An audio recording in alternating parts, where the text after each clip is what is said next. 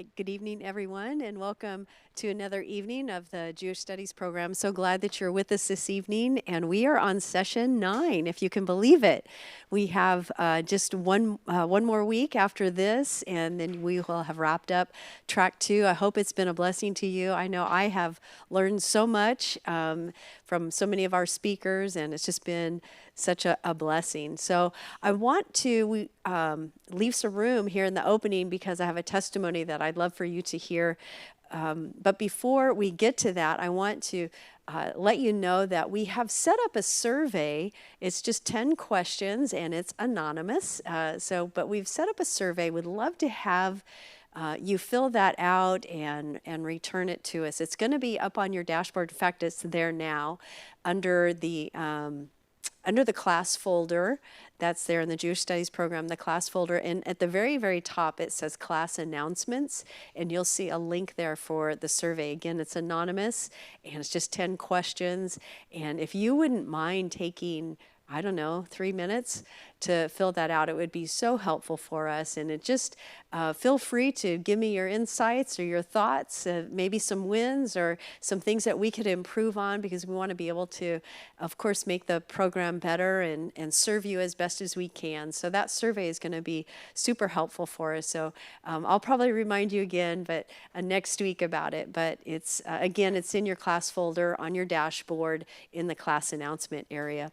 In the same area, we've put up. I've said but it's not me. It's Allison. She does everything, right? But so appreciate her. But she uploaded a video by Caleb Myers.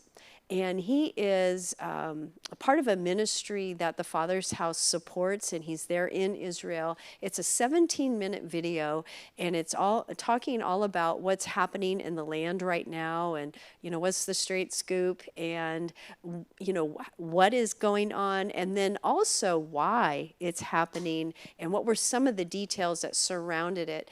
And so I want to encourage you. I thought it was a tremendous video and very informative, and it actually I've heard from several of our ministry partners, and Caleb's report is really right in line with everything. So I feel like it's this. Okay, this is really what's going on in the ground. So if you want to give that, if you're interested in what's happening, I hope you're continuing to pray for Israel right now. It's still a very serious time, and it's very difficult, especially I know for children. Of course, it's difficult for everyone, but I've heard from a ministry friend there that their 3 younger kids have really struggled in this time, just be able to feel the freedom to be able to go outside and all of that. So it's a serious time. I hope you're praying for everyone that's in the land at this time. Tonight, I'm really excited to have the opportunity to introduce Laura Hutchings to you. Laura is our Jewish student that's here in the room with us each week. And Laura, why don't you come? And we would love just to hear your testimony a little bit and tell us about how all of this, the Jewish studies, has played into your life. All right. So.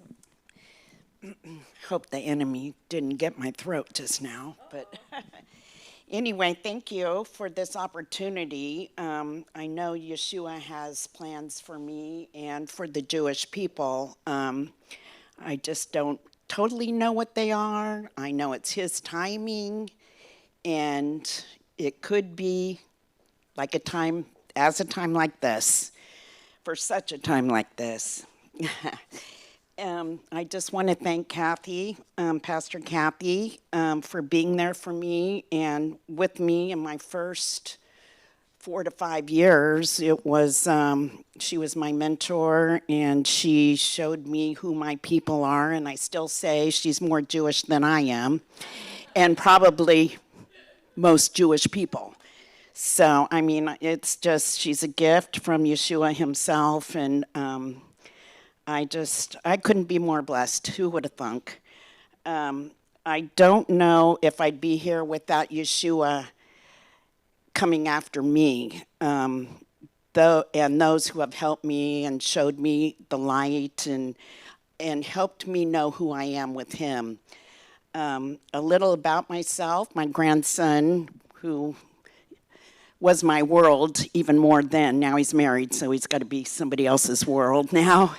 But came to the Father's House on Peabody to do internship. And I was like, what? No college? Oh my gosh, what are you doing? But off I come to the Father's House on Peabody, and because I want to be a part of his life. So it was, several months later, I was like, I am not feeling right. Something's wrong here. I'm just not feeling right. I'm getting a little uncomfortable. Lo and behold, he takes me over to Beit Abba. So, oh, what a blessing. Are you kidding? So that's kind of where I met Pastor Kathy, and that's where I met her, and Messianic Michelle. So that was cool. She was Jewish and Messianic. I didn't even know the word.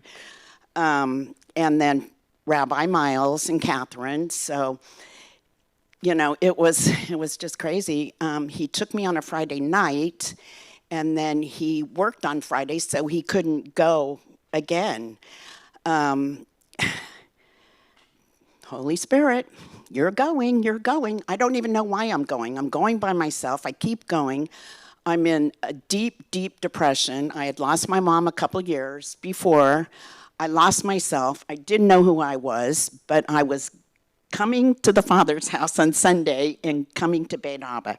So, it was through Yeshua who took me another 2 years, and him tugging at me to, keep going, and just showing me before I had God, or just knowing that when I had God, only God, I just always felt unworthy. I always felt like, I did something wrong. I'm being punished.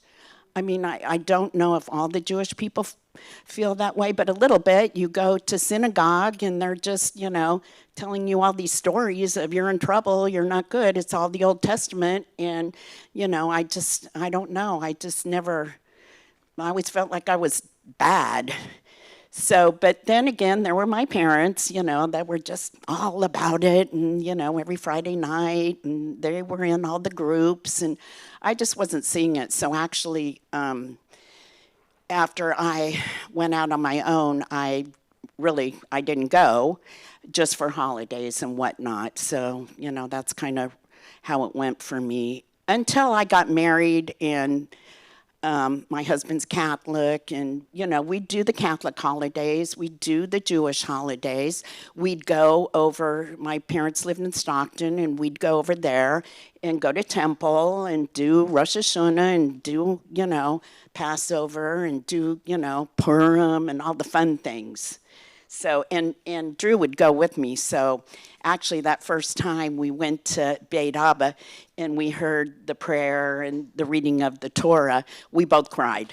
So it was just, it was just God telling us that you're supposed to be here. So anyway, this study has opened my eyes really to know God's word of the Old Testament, and what the Jewish people went through. And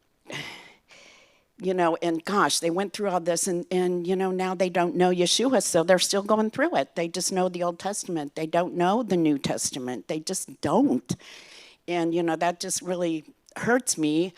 It makes me sad because now I see it all over. I see him all over the Old Testament, so it really does hurt me to see this, and it really hurts me that for the last 7 years, even my brother and sister don't want to see. They don't want to see. So I think it's, it's just inbred in generation, and maybe, I just kind of feel through the study, I've learned that, the people just have gone through so much that they just, they're just, I think, probably afraid. Because I was pretty afraid when I first, came to the Lord. And that's another story, how that happened. But I've learned God's promises have been fulfilled, and there's still more to come. And, his truth and trust, and, that's something I never had before. I didn't know truth and trust. So I'm really grateful to, have that. Um, his love is so much. I mean, when I think of how much I love, and he loves me more, and that he chose the Jewish people, I'm just like, oh, he won't give up on me. He won't give up on them. I really know that he's working, day and night, and I'm just blessed. The Holocaust was really hard. But now through this study, I think Yeshua, Crimea River, I think he cried an ocean. I think, when I think about the pain and when I think about, just when I think about him being crucified and, I can, and the pain, it must have been showing all over him. I know what I look like when I'm pained. So I'm just thinking, oh, just so much more. It's just, I just can't even imagine. But, what he did to give us the Holy Spirit, what he did to give us forgiveness. I mean, the Jewish people, why don't you see this? It just gets me, but that's how it is. And it's God's timing, so, it's coming. It's coming. And I understand a lot more of how they feel. I can, be empathetic with it. And I just, I just don't understand. But I've been blessed, so, it's just the way that kind of goes. But, in the Jewish people, I think, they're still about, his commandments, and I think it's still being obedient and following all these rules. And now for me, I get to have a relationship, and, it's what a relationship, it's not about the rules. It's having an intimate relationship with him. Who wouldn't want that? I mean, oh my gosh, nothing can get me now, I got him. He's on my side, for me, not against me. So I'm really grateful for that. It's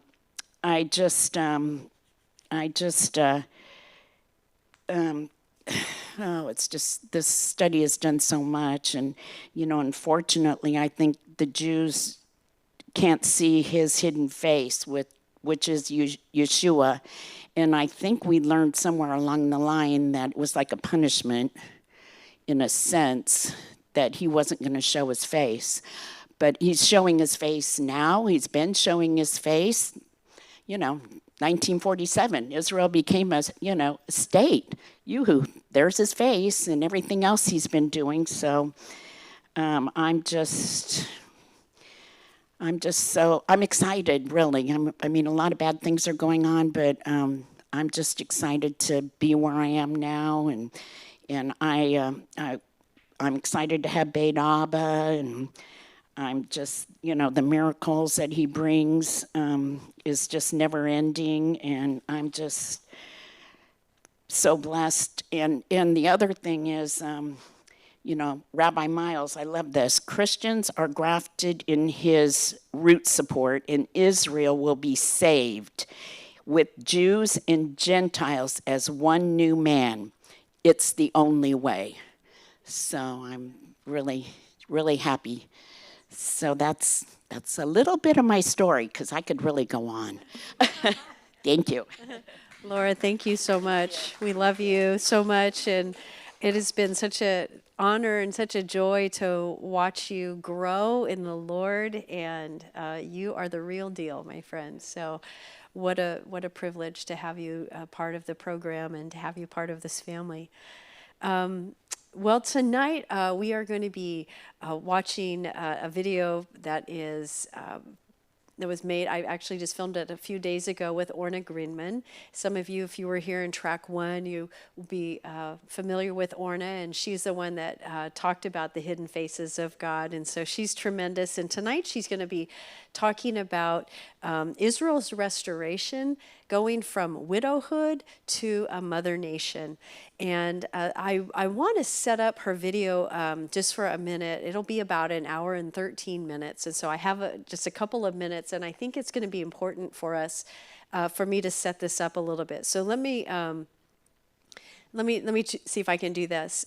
In this track, we began in the first session by looking at the blueprint of the church. And we looked at, here's what God said the church is going to look like. Here's the power that she's walking in, the signs and wonders. Here's what leadership looks like, and all of that. All of this was given to the apostles. And as Paul and the others went out and planted into the nations and planted the churches, they set up all of this appropriate leadership and whatnot. But we saw in the first several weeks of this particular track that by the 4th century, the church's divine blueprint had pretty much been set aside in favor of man's wisdom, man's prejudice, man's ideas, and the church's power, her beauty, her effectiveness really began to diminish in a massive way, and we've looked at all of that. And tonight, what we're going to do, and let me just say this: for the last few weeks, we've been talking about this idea, this theme of restoration. We talked about Sister Mary Paul talked about the restoration between the Catholic Church and the Jewish people. Last week, Dr. Nina talked about the restoration of the church and so many things that had been lost in all those centuries that are being brought back in. And what we're seeing is that in the last 140 years, this theme of restoration has hit the world scene. It has hit the church in a tremendous way like never before in history. And what we're going to look at tonight, again, is in this theme of restoration and the idea of Israel, and we're going to continue this conversation next week, but Orna is going to start it off with the idea of Israel being called back to her original calling. Not that she ever lost her calling, but she stepped away from it. Okay, you'll remember that Isaiah called Israel a witness. We talked about this early on, that Israel was a witness. The Lord calls Israel my servant. Israel is a servant nation and a light unto the nations. And so Israel's purpose was it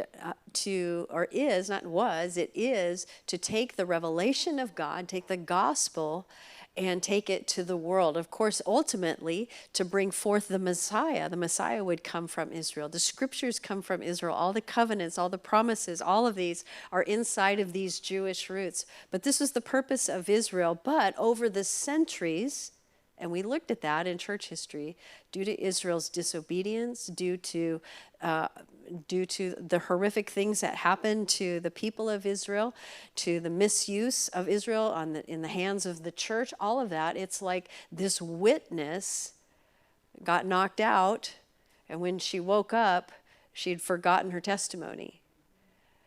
But what we're seeing again is that now in this age that we're living in, we're seeing more Jewish people like Laura coming to the Lord, and where this veil of unbelief, this veil of God's hidden faces is being lifted, and people are coming back to the Lord. Of course, the nation of Israel is back as a state and everything. So in about the last 140 years, there's been just tremendous restoration going on, not just in Israel, the state, but in Jewish people coming to the Lord. And at the same time, we see, as we saw last week with Dr. Nina, that there are things that are inside the church that are being restored as well. The gifts of the Holy Spirit, the laying on of hands, the presbyteries, all of these things and more, right?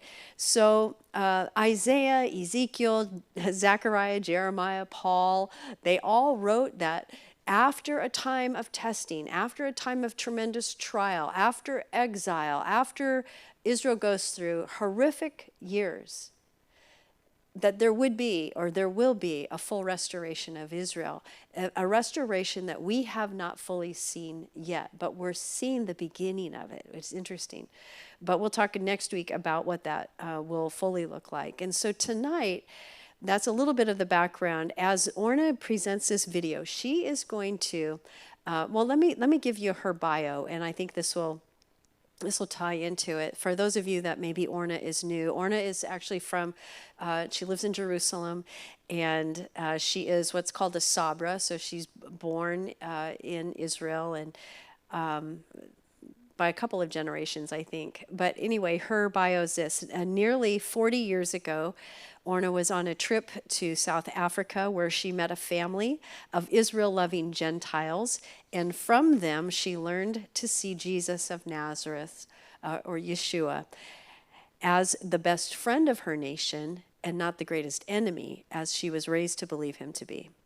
Since then, she's discovered another passion, and that is to see her beloved nation, Israel, relating to God not as a bitter widow, because Isaiah 54, God says, that Israel has been a widow, but as an excited bride, and to see the Gentiles taking the powerful position that they are called to into this process of restoration. And so Orna leads a ministry in Israel, but she travels around the world actually when she's able to, called Otamufet, which means a sign and example.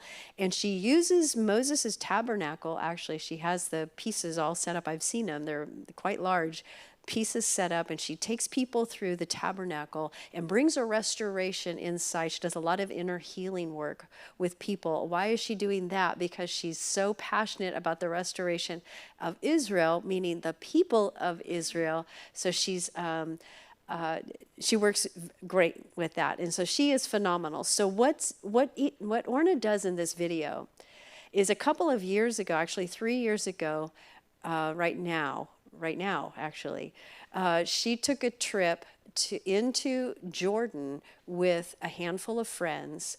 One of them, a Jordanian woman, and so what Orna's going to do, it was a very deeply personal experience, and connecting that to the story of Naomi and Ruth from the book of Ruth, where, remember Naomi, the Jewish woman, she and her family left Bethlehem, went into Moab. Moab is modern day Jordan. And then Ruth becomes grafted into the family, and Ruth and Naomi end up going back. Remember, Naomi means pleasant. Her name means pleasant. When she leaves Bethlehem and goes into the nations, her name is pleasant, but she suffers bitterly in Moab, loss, tremendous loss, you know the story. And when she comes back and people say, oh, it's Naomi, she goes, don't call me Naomi, call me Mara, which means bitter, means provoked, because she had experienced so much. And so what Orna does, it was a very personal move for her, but it was a prophetic act, okay? So I don't know if people are familiar with what's a prophetic act. Well, there's a lot of prophetic acts inside of the Bible, but it's things where you do something in the natural, but it has a spiritual implication to it. Prophets would a lot of times do, like I think it's Agabus, right? Binds up Paul and says here, literally, right? He binds him up and he says, this is to say that this is what's going to happen to you. Chains await you. Well, there are prophetic acts that people can do still today. And this trip that they took into Jordan was a prophetic act, going back, as Naomi and Ruth. Here's Orna, the Jewish woman representing Naomi, and you'll be introduced to Priscilla, or her name will look like Priscilla, but her name is Priscilla, who I met her a year ago, actually. But they go into Jordan, where Priscilla is from, and she plays the part of Ruth. And it's not like they're acting, but prophetically, she has that role as Ruth. And they're going to retrace the trail back into Bethlehem. And what is Orna doing? What is she trying to do? She wants, okay, it's personal, but she wants to do a prophetic act on behalf of Israel to say, Israel, you've been Mara now. You've been bitter. You went into the nations and you have suffered greatly. Now, this is just history, right? We've learned all about it. You've gone into the nations, you've suffered greatly, and you've picked up this widowhood, you've picked up this Mara sense. There's a bitterness, there's a sorrow that you carry. Israel, it's time to be Naomi again. and to be restored into the calling of God, and to pick up the word pleasant, the name, the identity of pleasant again. And so even Orna is doing this, and it means something deep to her, but she's doing a prophetic act, okay? So I hope that helps to set up this video, and it will end right at 8 o'clock tonight. So Luke is going to get us going, and I hope you enjoy this. Shalom, shalom from Jerusalem. Welcome to this lesson, which we call From Widowhood into a Hebrew Mama That Crosses Over. Lots of little new terms that maybe sound clear, but when they are together, they create a little riddle, and we're going to undo that during this session. I invite you today to join me into a journey that took place about 3 years ago, 2018, actually exactly 3 years ago, May 2018. Because of time limitations, I will share with you only pieces of this story. My main purpose is to take you into the journey that Israel is going through in these days we live in. It's a journey that includes a change of identity, sobering up, and fulfilling an ancient calling. Before we go into the journey, I want to recall with you, especially those of you who attended my previous session about the hidden faces, I want to touch a little about the widowhood of Israel. Israel being a widow, not because she doesn't have a husband, but because she doesn't acknowledge him as such. She doesn't realize he's in the story. And this is the biblical definition. We have in Isaiah 54:4, God promises the day will come when Israel will not remember the reproach of her widowhood anymore. We're getting into these days, we're not there yet. The modern definition for a widow is a woman whose husband died. The biblical one describes a city, a nation, a woman who has no one to lean on and no one to manage her. And spiritually, this is where Israel is still at. Lamentations 1 verse 1 describes Jerusalem as a widow, and then the whole little book describes how widowhood looks like at its very extreme. It's a disaster. Israel is a widow because her husband is hiding from her some major parts of his true identity, and especially the face of his Messiah. We are so widowed that we don't even realize this is our condition. We really think we make it. This is a punishment. It's a punishment that Moses had warned the people of while we were still in the desert, just about to cross. I hope you can see my cursor. So we were wandering in the desert from Egypt all the way through the lands of Edom and Seir and Moab and Ammon. And we were ready to cross the Jordan River into the promised land. Not far from Jericho is where the plains of Moab are, and Mount Nebo and other locations that are mentioned in Deuteronomy. When we were there, Moses climbed Mount Nebo, looked over to the west into the promised land, and warned the people of that punishment. He knew that his death is near. God told him that very clearly. And Moses wanted to prepare the next generation. So he summarizes. The whole book of Deuteronomy is really a summary of the history of the nation and up to that point, and then he prepares them for what's coming. Among other things, he tells them about that angel that took them out of Egypt, that angel who is called in some places the angel of God's faces. plural. I'm not going into the details of that. I've explained it in my previous lecture. And Moses also tells the people how they should treat this angel. So let's look into it. He says to them in Exodus 23, he says, I am sending an angel. Actually, it's God who says that. I am sending an angel ahead of you to guard you along the way and to bring you to the place I have prepared. Pay attention to him and listen. Follow those orange highlights, because these describe the way we should treat this angel. Pay attention to him, listen to what he says, do not rebel against him. He will not forgive your rebellion, since my name is in him. If you listen carefully to what he says and do all that I say, I will be an enemy to your enemies, and I will oppose those who oppose you.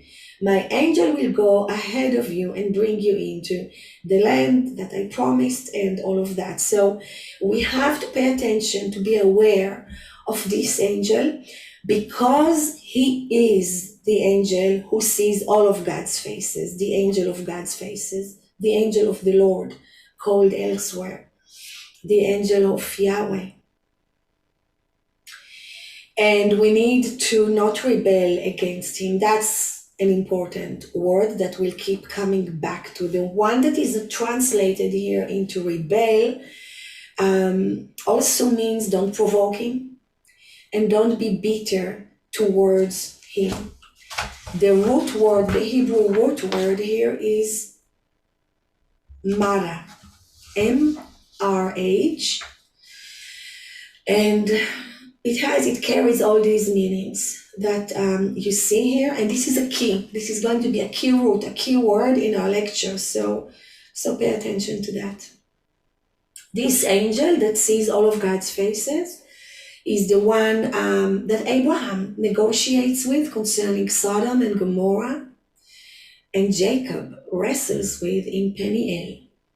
When the Bible mentions him, he is usually covered either in cloud or a pillar of fire or night or smoke. So even when he is in the story, his identity is not very clear. In Deuteronomy 31, God says, in verse 16, God says to Moses, these people, speaking about Israel, will soon prostitute themselves to the foreign gods of the land they are entering. God says this to Moses while we are still about to cross the Jordan River into the land. Right there, when Moses delivers the book of Deuteronomy, God says, they will forsake me. They will break the covenant I made with them. So here is a prophecy, clear one. They will prostitute and they will forsake me. And then he says, in that day, I will become angry with them, and I will forsake them in return. I will hide my faces from them. This is that punishment I spoke about. And they will be destroyed. Many disasters and evils will come on them. And in that day, they will ask, have not these evils come on us because our God is not with us? And yes, this is because he is certainly hiding his faces in that day, since that day, from us, because of all the evil that we did when we turned to other gods. And this is Israel's greatest tragedy. I'm recording this lesson while Gaza is on fire, and that border of Israel and the Temple Mount. And yet, these are not our greatest desires, not disasters, not even the Holocaust. Our greatest disaster is that the angel who sees all of God's faces is hidden from us. We don't see him for who he really is. He does appear to individuals. In the last 150 years, more and more Jews see him for who he really is when they get saved. But on a national level, he is hidden from the story since the day they entered the land. Once Moses dies and Joshua takes over leadership, you don't find him in the national narrative. Isaiah 63, sorry, I'm losing my voice.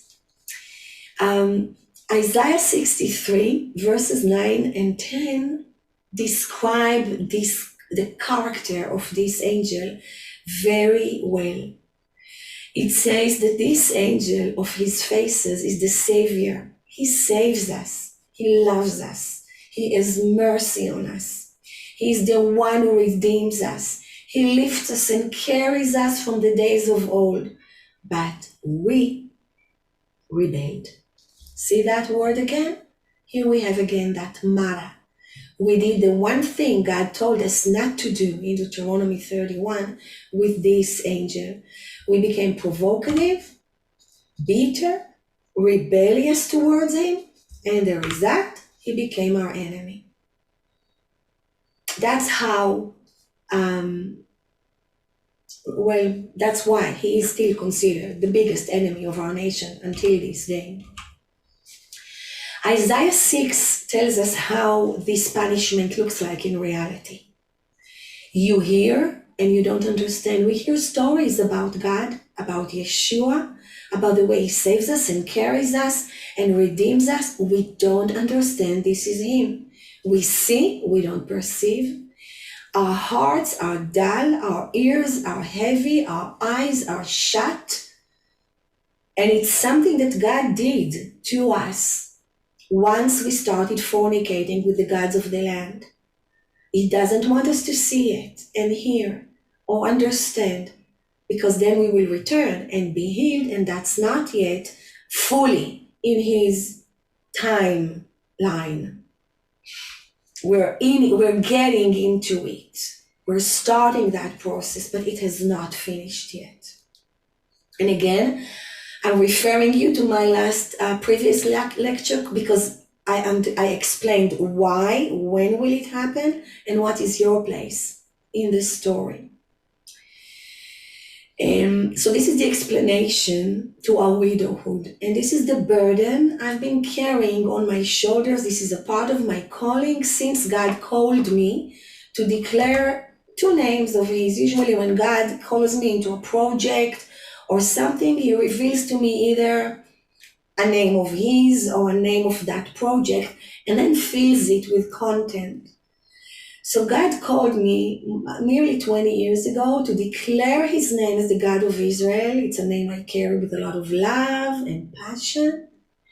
And also the fact that he is the father to the fatherless and the defender, of widows. I must say it took me a little while to figure out what is the connection between these two. Now I understand it, because Israel is a widow. So the God of Israel is also the God of this precious widow. He called me about 20 years ago, and since then he brings me to different junctions in our widowhood, in our brokenness, where our nation behaves and has the mindset of a widow. And then he teaches me on ground, how does that work? What is the brokenness? How do you heal it? I study that wound. I check it in the Bible too. And then I recruit believers, usually Gentile believers, to focus their prayers along this wound. So it happened in the past with Holocaust survivors, with single mothers, fatherless children. I do it through a blog, teaching, seminars. I call it recruiting growth alongside modern Naomi. Because just like Naomi, Israel is also coming back these days to the house of bread from exile, but she is not yet fully fulfilling her destiny or her name. Naomi means pleasant. She is not pleasant at all at the beginning, in the beginning of the story of the book of Ruth. When the residents of Bethlehem see her coming and call and ask, is this Naomi? She forbids them to call her pleasant. She says, don't call me pleasant. Don't call me Naomi. I am this. This is my identity. I'm bitter. I'm provocative. and I'm disobedient. I don't think she even understands what she's doing, but she places herself in the midst of that punishment as someone who is bitter towards God and had disobeyed him. When she left the land of the promise and wandered to a land, a foreign land that was forbidden on us to go to. And she loses everything there. She lost all her family. So it runs in so many parallels to our history as a nation in exile. Naomi could have come back home without Ruth escorting her. After all, she has a legal status in Bethlehem. But when you understand how paralyzed she was, even after she came back, even after she's in Bethlehem, she needs someone to provide for her daily bread. Doesn't even occur to her to go herself to the fields. She sends Ruth. She depends on her to also restore her faith in her ability to be redeemed, for her land to be restored into the family, for the name to be redeemed. So when you realize that, you understand that she couldn't have really done that without Ruth, without the Gentile. We couldn't, as a nation, do it without the assistance and prayers of Gentiles in the past century and a half. April 2018, 3 years and a month ago, my path crossed the path of a Jordanian woman that lives in the States today. Her name is Briskila Zananiri. It happened during the week of Passover. We met in this Jerusalem restaurant. Briskila is in the middle. And to the right, you see Rania, an Arab leader from Nazareth. She has a prayer house there and she's powerful among her people. So we sat in this Jerusalem restaurant and shared our hearts, especially that place in God's heart where he had brought each one of us in her personal journey with him. And there were moments I looked especially at Briskila and thought it felt like I'm looking into an opposite mirror of my own heart, because without knowing each other all these years, God was speaking to us and building in us passion for the same things, using the same terminology with us. And what surprised me was her insights from the book of Ruth. I thought I knew that book really, really well. But only when I listened to her, I realized that I only know Naomi's side. This is what I know very well. In that book, I understand her grief and her misery, her alienation from God, her bitterness, her widowhood, all of that. Briskila added another angle, a new angle for me, because she brought up Ruth's heart. The heart of this Gentile that was yearning to serve her mother-in-law and see her restored, even going as far as lending her her womb.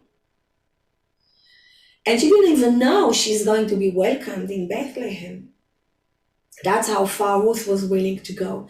So today, looking back 3 years ago, what I'm going to say now sounds ridiculous even to me. But back then around that table, it just occurred to me all of a sudden for the first time that had the book of Ruth been written today, Ruth is a Jordanian. You know, I kind of always thought of Ruth as a Western Gentile. But it never even occurred to me to think about the Arab Ruth. Every time I spoke about her until that moment, I thought about Gentiles from the West. And then Briskila asked me, have you ever been to Jordan? And I said, no, never. Then we have to go there together, she said. And I got excited. Yes, I thought.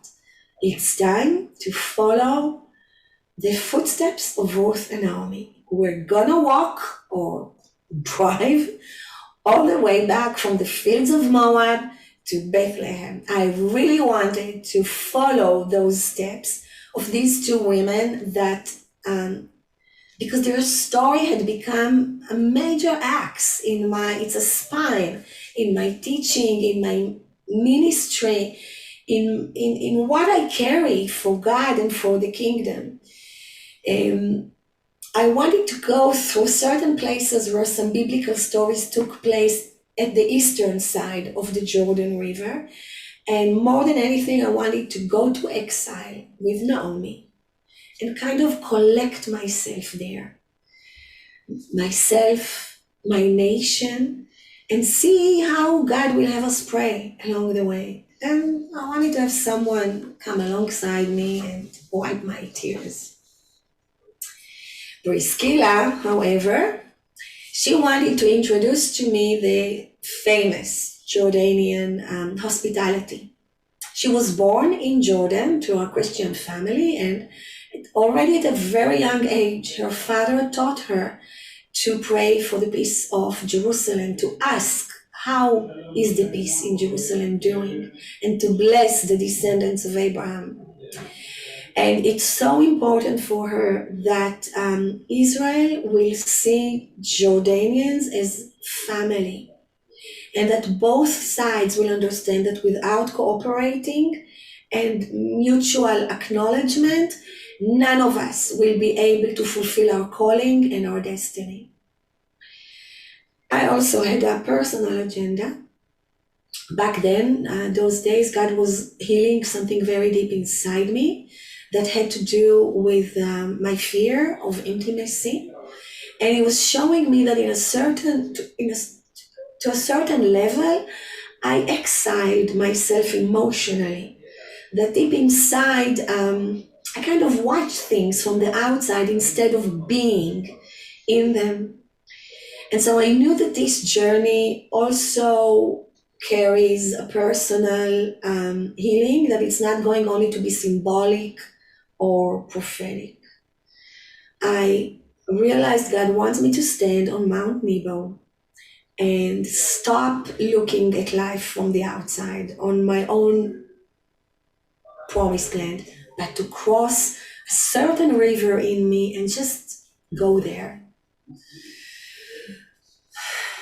Just like the Israelis did. I didn't have any idea that I'm going to live in Jordan, a part of my heart, and carry back with me pieces of her. This journey had affected my understanding deeply, my routine, my priorities. 3 years had passed since then, and it still affects what I do and who I am. I'm sorry for the noise coming from the street outside. I hope you can still hear me. They're just passing by in the alley outside. Let's go back to the restaurant. A minute before we said goodbye, we realized the time on the calendar that we're meeting at. It was Passover week. This is the season where the story of Ruth and Naomi starts. It's the beginning of the harvest of barley. That's around Passover. And so we felt like we need to hurry and travel to Jordan so that we finish the journey when the story of Ruth and Naomi ends, which is the end of the season of harvesting barley and wheat. Shavuot, Pentecost, next week. Interesting timing again. When we're recording it, you're gonna watch it on the very day of Shavuot, Pentecost.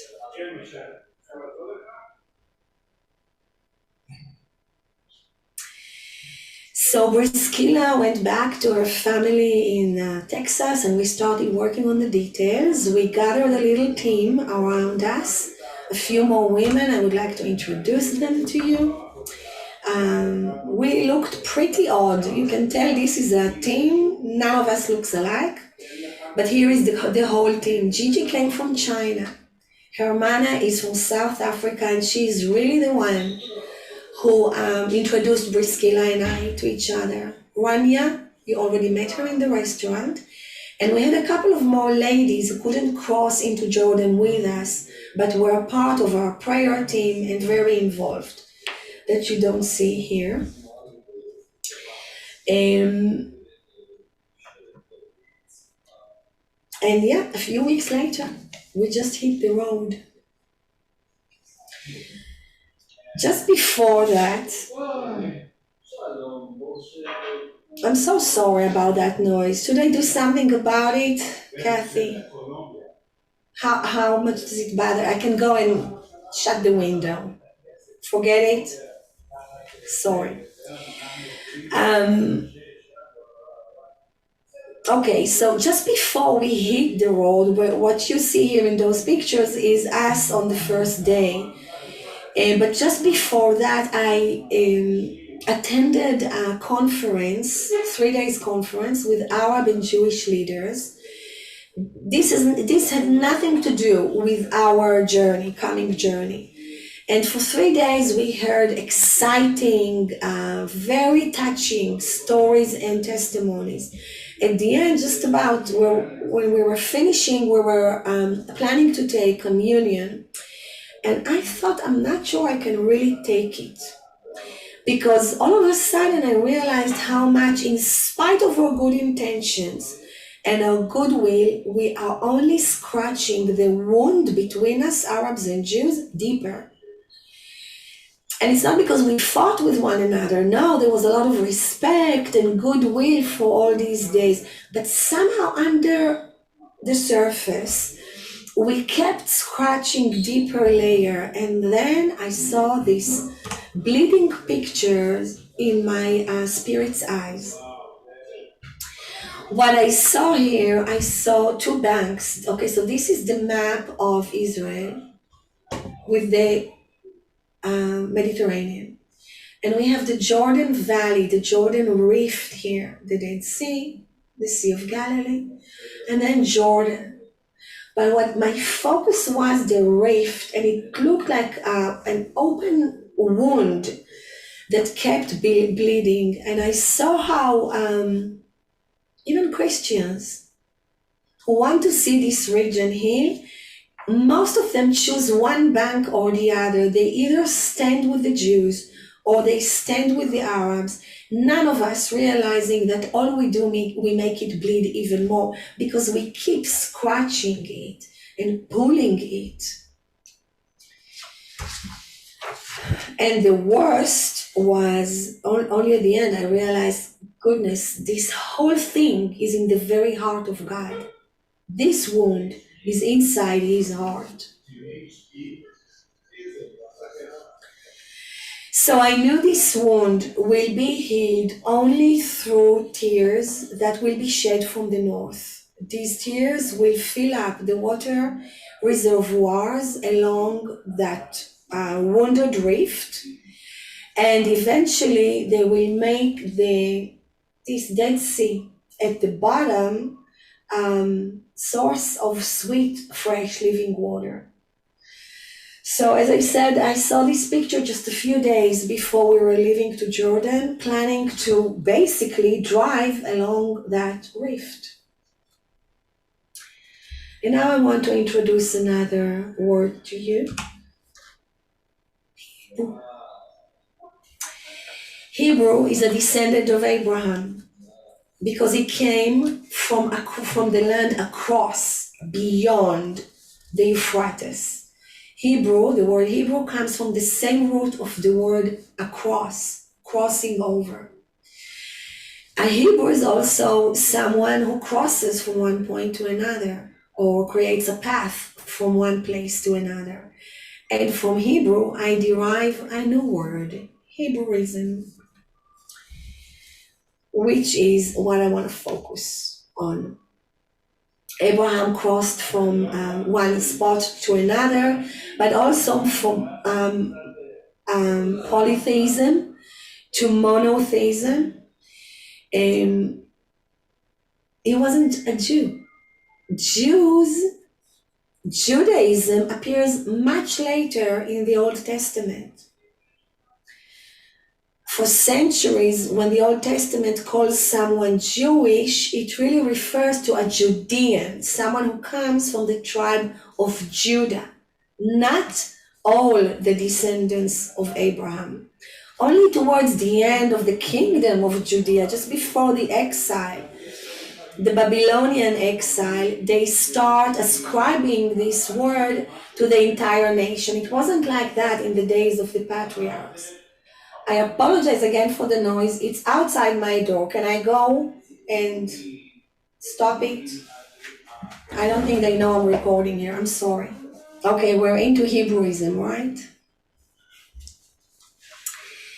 And so as we were about to leave to Jordan, I was ready to practice my Hebrewism, to zigzag along that wounded rift, to cross over as many times as we can, and to see how God will lead us.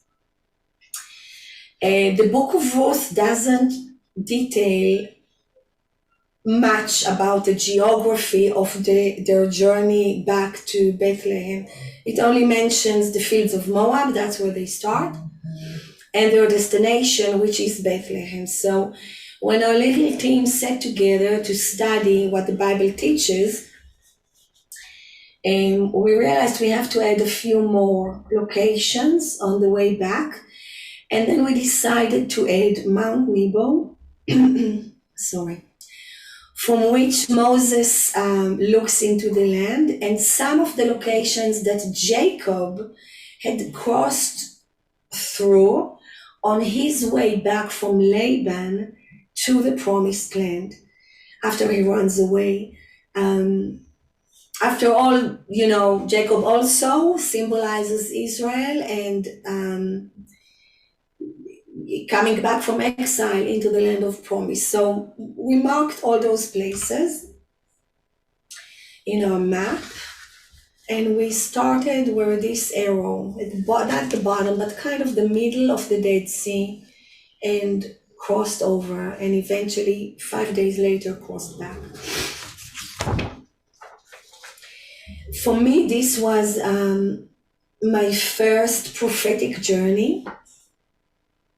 I think everybody else on the team have been in a few in the past. I had no clue that every word we're going to say, every tension, every misunderstanding will symbolize something that God wants us to take care of. And that somehow everything serves the plot and makes it move forward. And only after we drove from Jerusalem down the Judean hills to the Dead Sea, we realized we are driving along that rift that I saw in my, spirit's eyes a few days earlier. So at that point, things started really connecting.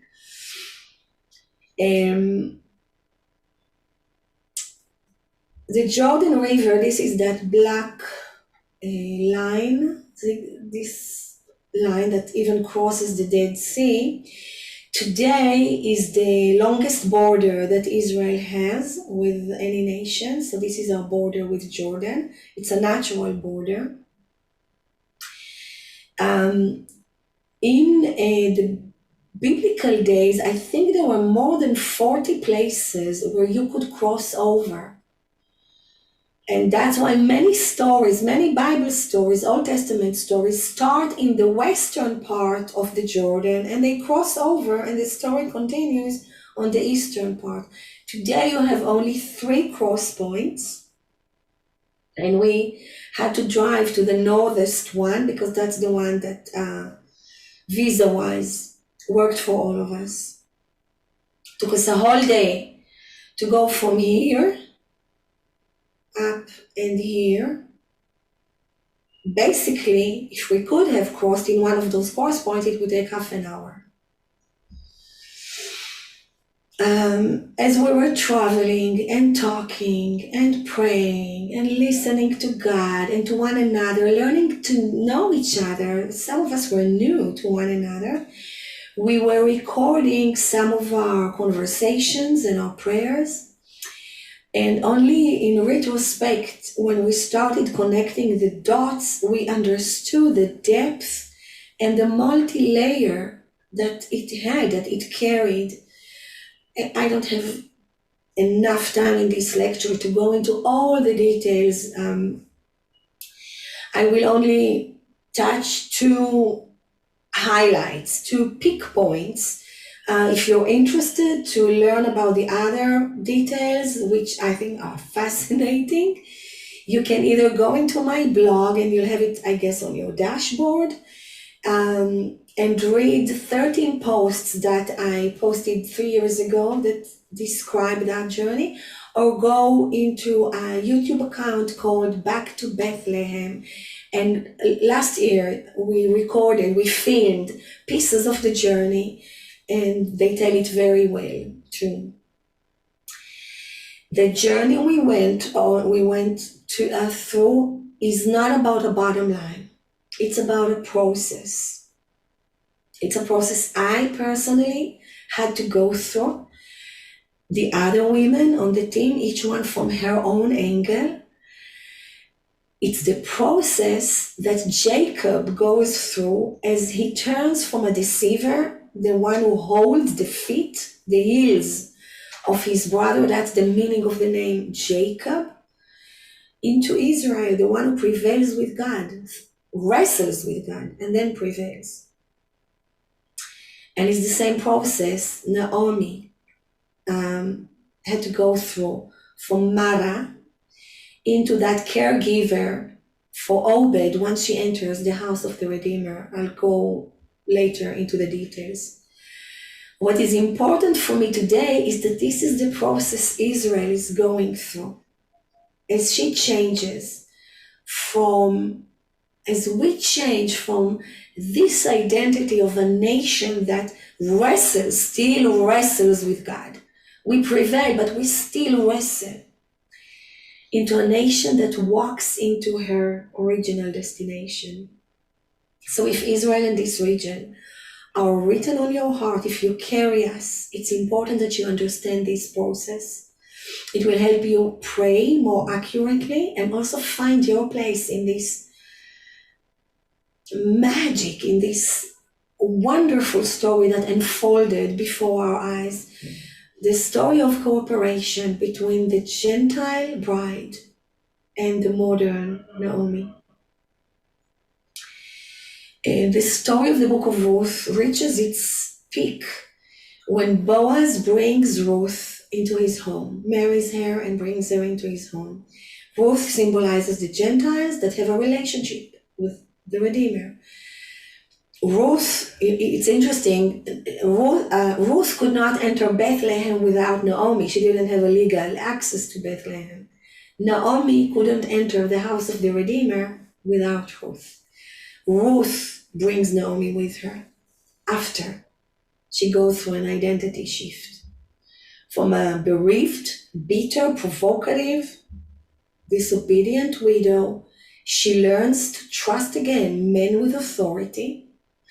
She turns from bitter to pleasant, and she enters his house, fulfilling her destiny to be a caregiver.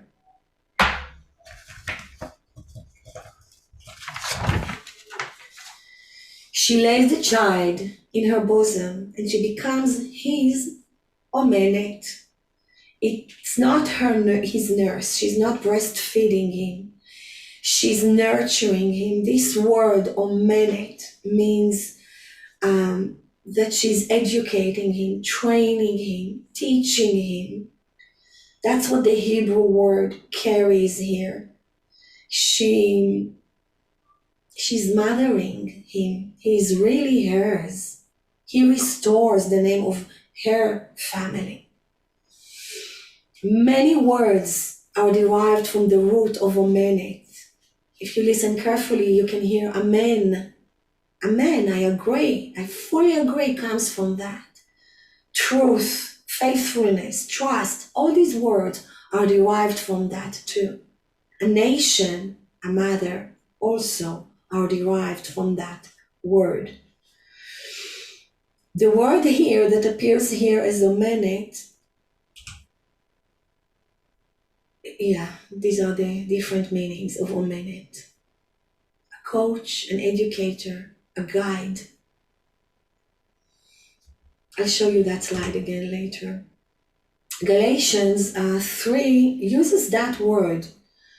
When it speaks about the law, it says that the law was used to lead us to the Messiah, and it was our teacher. So it didn't occur to any translator to say that the law was our nurse, or breastfeeder.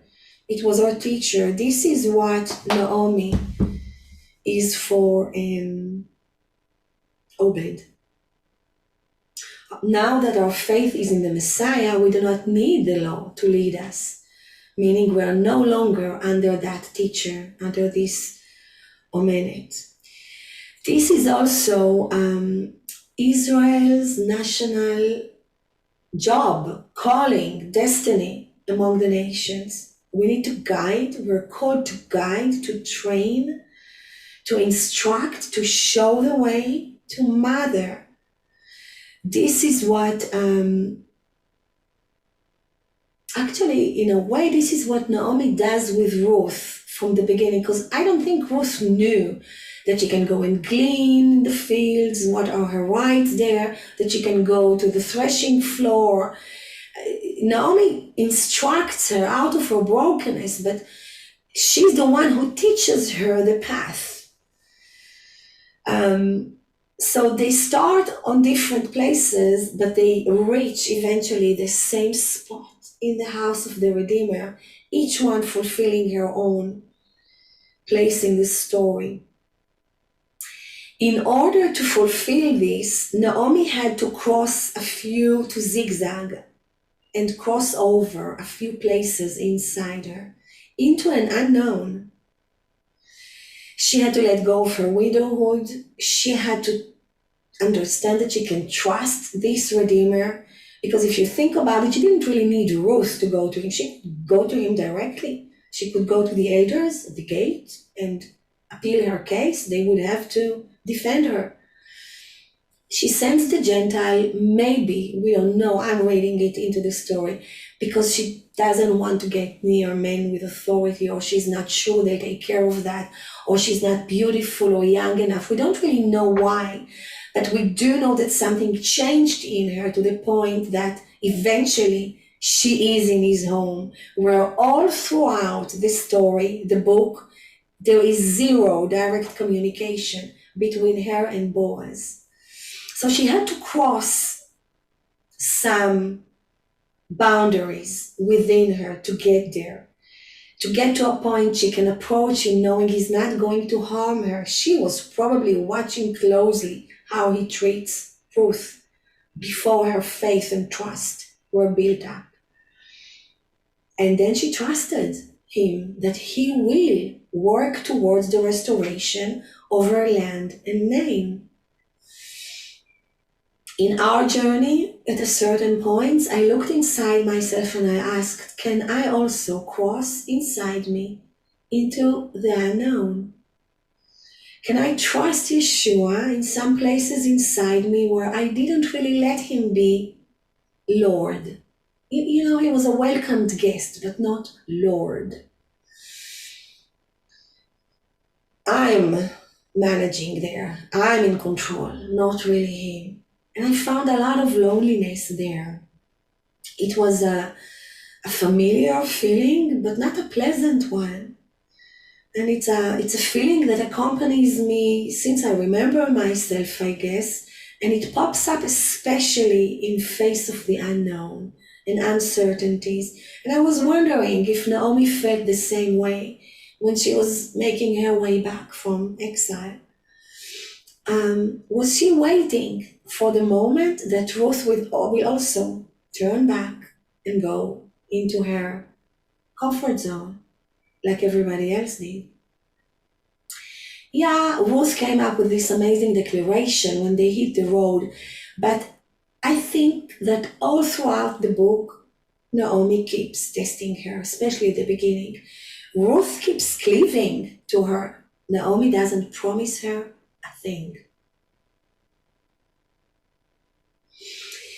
So with this precious help of the team that didn't really know me, I was zigzagging inside me, back and forth, south and north, looking for spots inside my heart where I can build an altar. Sometimes it was very clear as we were praying that it's about me, that I'm connected to myself. But there were many moments that it was so clear. I am so deeply identifying with the nation. And after all those years, I've been carrying her widowhood and teaching about it and walking in it as a part of my calling, that I could really go deep there. On the second morning in Jordan, our second morning in the hotel, Rania reminded us all that Israel is not a widow because she doesn't have a husband, but because she divorced herself. She turned her faces into other lovers when she chose to cleave to the Baal. And that God ever since is really working on the restoration of this marriage until one day, like Naomi, she dared to look him in the eye and enter his home again. And we were driving towards Mount Nebo, where Moses stood when he was warning the nation from that punishment of the hidden faces.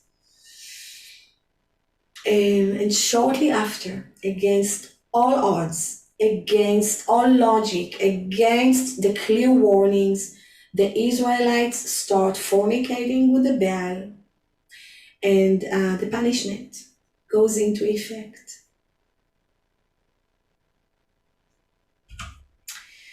So we were standing here, by the way, Jordan, to fall in love with. I really didn't expect that beauty. It's, if you know Israel and you look at Israel from the south north, these are the same geographical belts. You kind of can divide it. Desert, hills, Galilee, but everything is more dramatic. The valleys are lower, the hills are higher, and it felt like home, but totally unexpected, really. I don't know why I expected the desert. So we were standing on Mount Nebo, looking towards where you see the sun setting down. This is the west. We're looking into Israel. On your left, here you see just a little tongue of the sea, this Sea of Death, the Dead Sea, sorry. We stood here and we started repenting. My colleagues, the team members, repented on behalf of their forefathers who introduced to us the foreign gods that we fornicated with. And I repented for choosing to cleave to the Baal of Peor. This is the God we worship here. For choosing to do exactly what God said don't do. And for bringing upon us that severe punishment of the hidden faces. And we have about 1.5 minutes of recording of part of my prayer that we can listen to. Of Israel, ahead of your body, ahead of Jordan. And Father, we are here. I am here because I want to choose to leave behind what belongs to the past and to move forward into the promise, not partially, not just physically, into the promised land. Father, I'm here because I want to cross the Jordan in all levels, emotionally, spiritually, physically. And wherever there was bloodshed or idol worship or sinfulness or Mara, I call forth Naomi into being. And I want to speak to Naomi, the Naomi inside me. I want to speak to Naomi across the river. It's time. It's time for you to take on this identity. It's time to look provocation and disobedience and bitterness in the eye. And Father, when I look it in the eye, I don't see your faces. Yeshua, show your face. Ha'er panecha, sa panecha.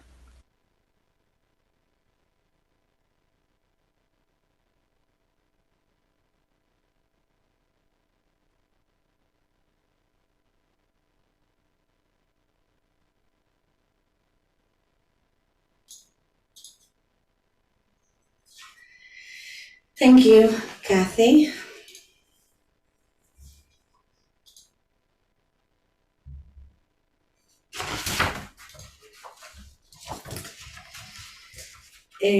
Jordan, modern Jordan, covers what used to be in the biblical regions of Edom, Seir, Moab, Ammon, and a few other little kingdoms, Heshbon, Sichon, Bashan. When I opened my eyes after this prayer, when I'm welcoming back the faces of the Messiah to be shown to our people, for the first time, I did not see our wound anymore. This time I saw Jordan. I saw the fatherlessness of her inhabitants, the descendants of Moab and Ammon. If you remember the story, Ammon and Moab were birthed as a result of incest of Lot and his daughters. And I also saw the feeling of deep feeling of not belonging to anyone that the descendants of Edom and Esau carry, since he gave up the birthright and his natural place in the family.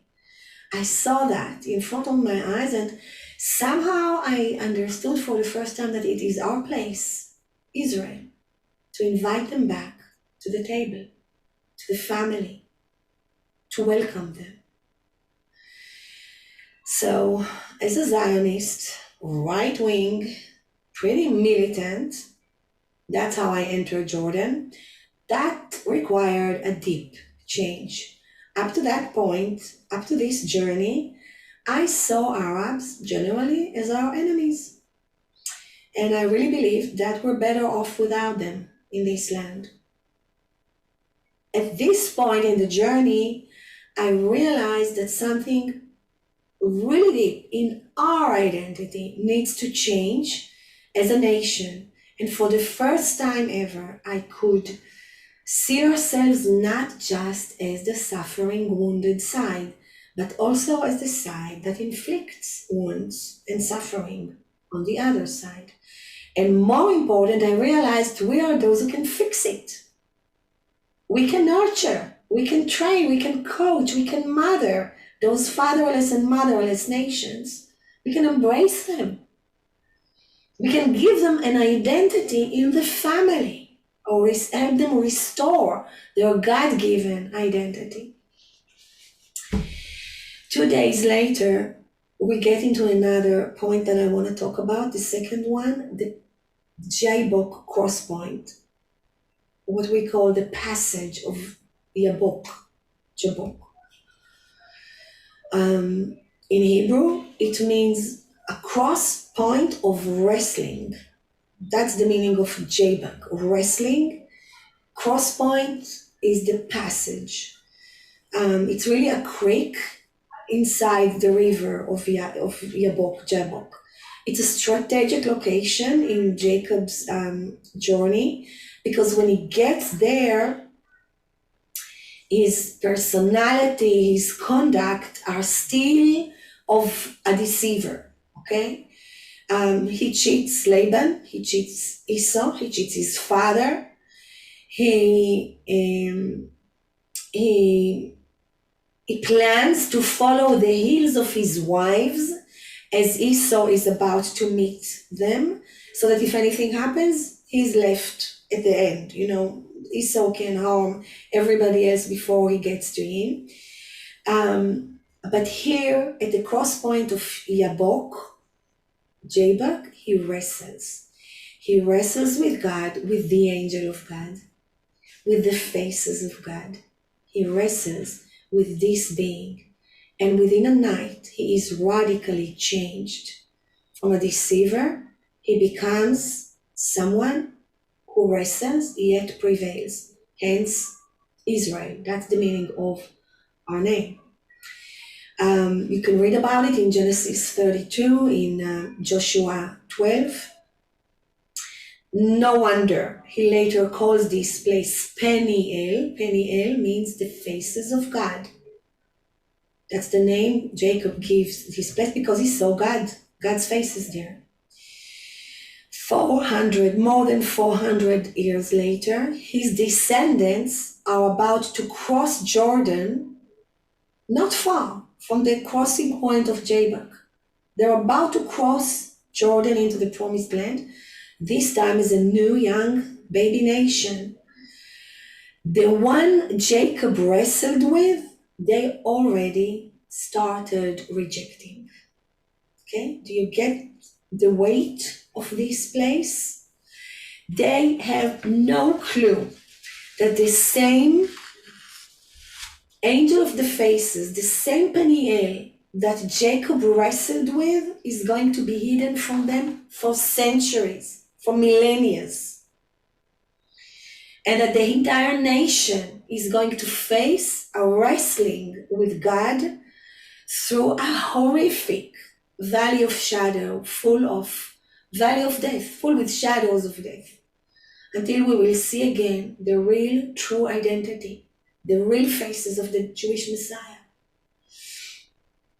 Jacob wrestled with him throughout the night. We reached that point in our journey late afternoon.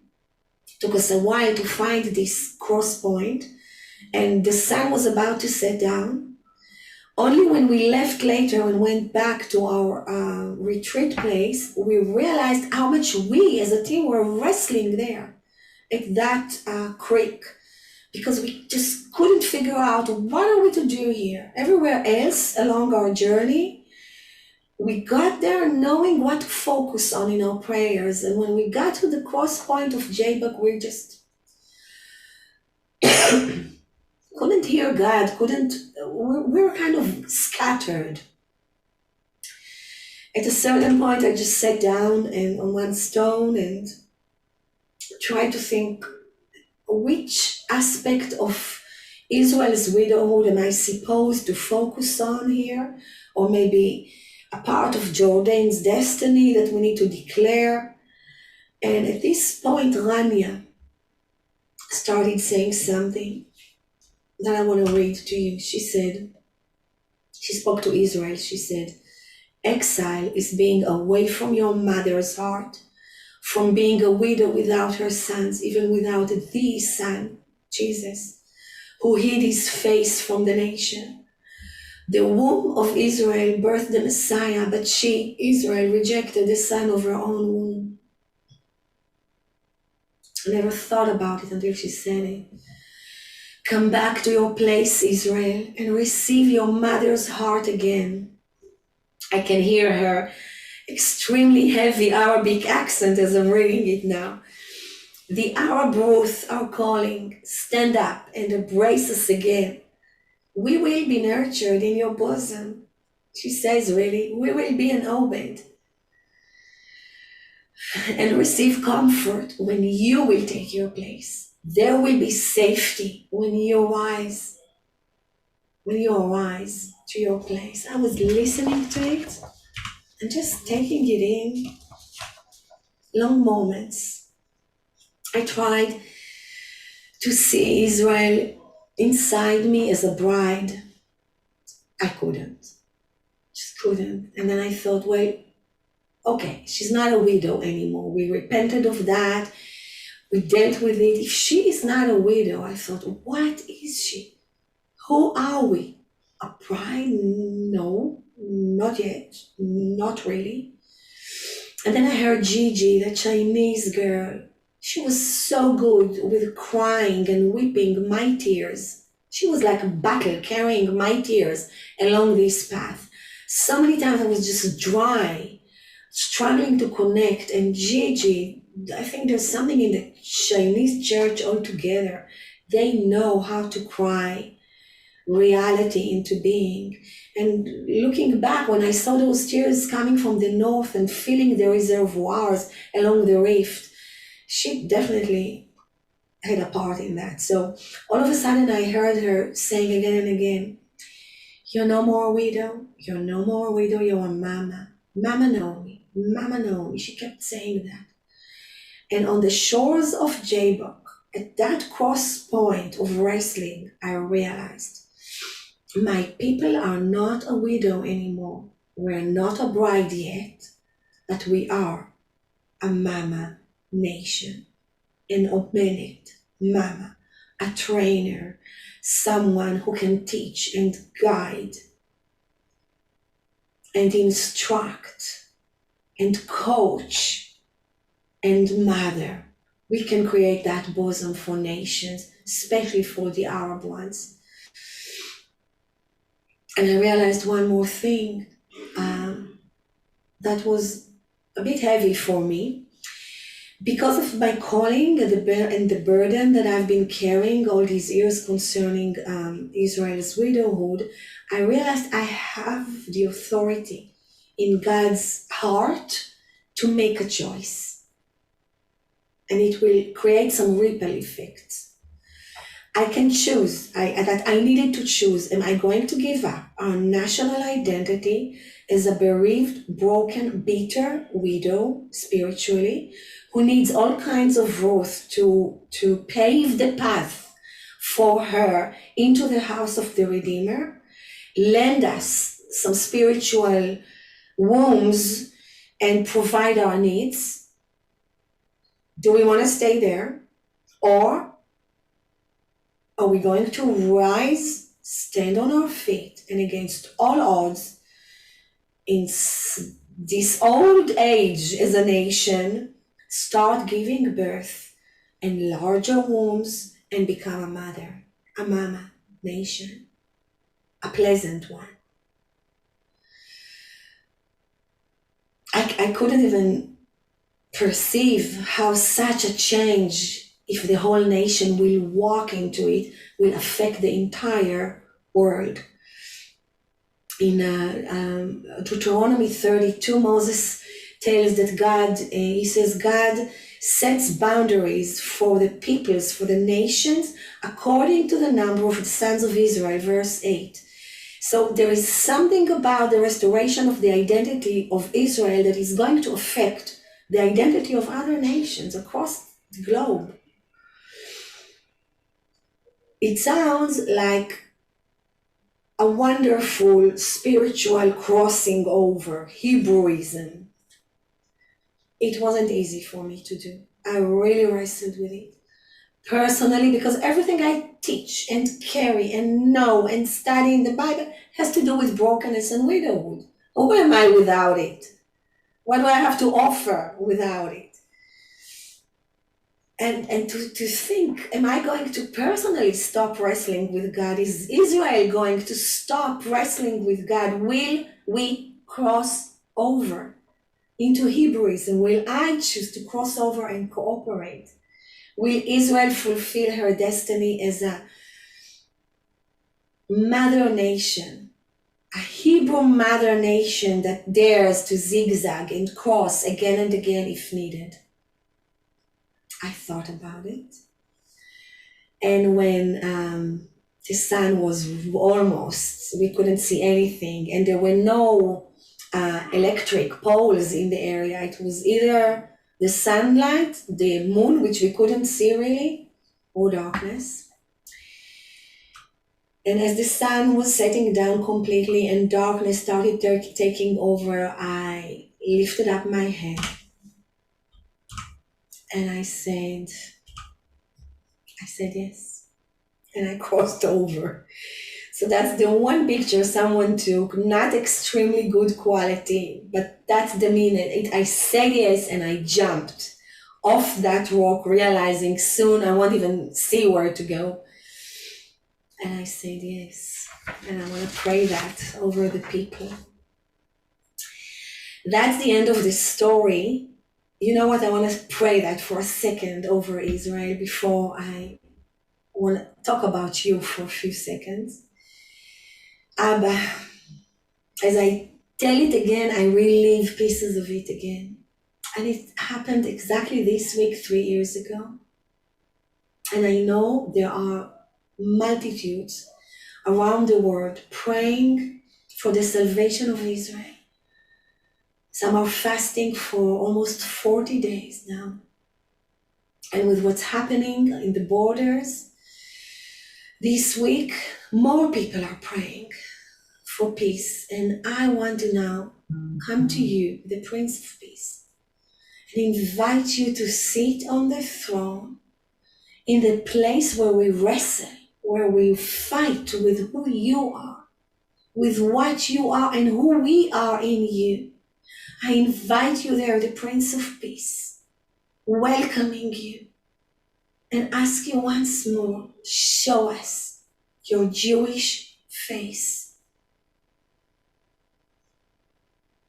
and the huge loving heart that God carries for us. And as we enter into Pentecost, that precious date of the pouring of the Holy Spirit, pour it on this nation. Fulfill that promise. In Yeshua's name.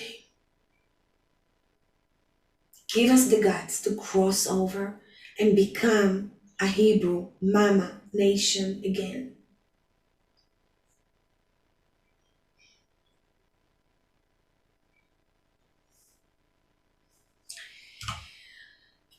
So, what can you do about it? What does it say about you? And I just wrote a few points I want to go over with you. I think it's an opportunity to check your own hearts and really look inside and ask yourselves, how do I see Israel as a nation? Is she still a needy, bitter, broken widow that still needs help to return from exile? And yes, of course, many of us are still in exile. But how do you see us? Beyond our needs, beyond our brokenness, beyond the Holocaust survivors, beyond the missiles from Gaza, beyond our paralyzed government, do you see our destiny as a mother nation that can be an omenet, a teacher, a mentor to other nations? And you know what? I'm thinking about the Messianic body. I think we're stepping into that big time. And I think some of the greatest teachings in the Christian world in the last decade or so are coming from within the Messianic body, basically because we have access to the language, the original language. It's at the ends of our hands, your fingers, but also because it's a part of our calling. And of course, pray for us. Pray that we will dare to cross over. We will not fulfill this identity without a process. We need to make a choice to become a Hebrew. A Hebrew is a mindset, it's a decision. You can't be passive and get there. Pray that we will understand the identity God has given us, and that we will see the Jewish faces of the Jewish Messiah. I always pray that. And then there are the Arabs who believe in Yeshua. Pray that they will not feel inferior in this stage of the story. They have a calling and an election and a destiny that they are struggling big time to find. They're looking everywhere for people to help them find it out, but it has to come from within them. So you can pray for us Thursday. So when you listen to this story, that will already be past. But this week I'm going to meet with a group of young adults in Nazareth and, go through that with them. We do that often. Me and other Messianic leaders help them to find who they are in Him, Right now, they feel like the whole world, especially the Christian Arab world, overlooks them. And to a certain degree, it's true. Who are they in Him? They need to find that, because I think they are key. They are a key in the salvation of Israel. They need to cross over too. They need to see themselves as a bridge between non-believing Israel and the house of the Redeemer. They are this truth, really. I mean, you can just imagine an Arab Israeli standing in front of Jews, telling them he or she loves them because of their God. That's mind blowing. I mean, it reaches deep into their hearts and gets to places I have no access to with my own people. They are that bridge, so pray for them for opportunities and for their healing. Pray for the Arabs who do not believe in Yeshua. There are Muslims and there are, of course, Christian Arabs who are not born again. They need to be saved. They need their eyes to be open to see there is a story and they have a place in it. And pray for yourselves. And I want to, as I read it, I want to pray that over you. Abba, I thank you for each one in this classroom. I bless them for the openness they have in their hearts for Israel, to you, to this region. And I pray that they will know where you are calling each one of them to cooperate. What is their position, specific position on the walls? Where are they to be a Ruth? Abba, I pray that none of them will stand on one bank and deepen the wound, but that they will sow healing, that they will carry with them tears, salty tears, it's okay, they heal, and the balm of Gilead. And that they will fill the water reservoirs along the wounded rift until your name will be manifested in glory. We can't wait, Abba. And I thank you, Lord, for the way you write stories and you bring things back. It's a circular story. And it's a pleasure to be a part in it. It's adventurous, Abba. So recruit each one of us to their own chapter. And let us see how you weave them together into one magnificent narrative, Abba. In Yeshua's name.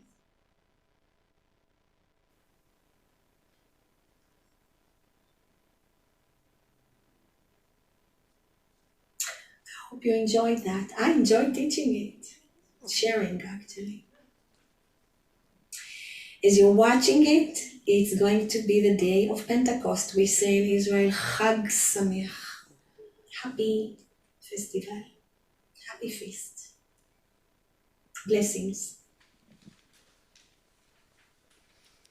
All right. Well, that was powerful, wasn't it? It's very deep, and maybe one of those videos you would want to watch again and go over it.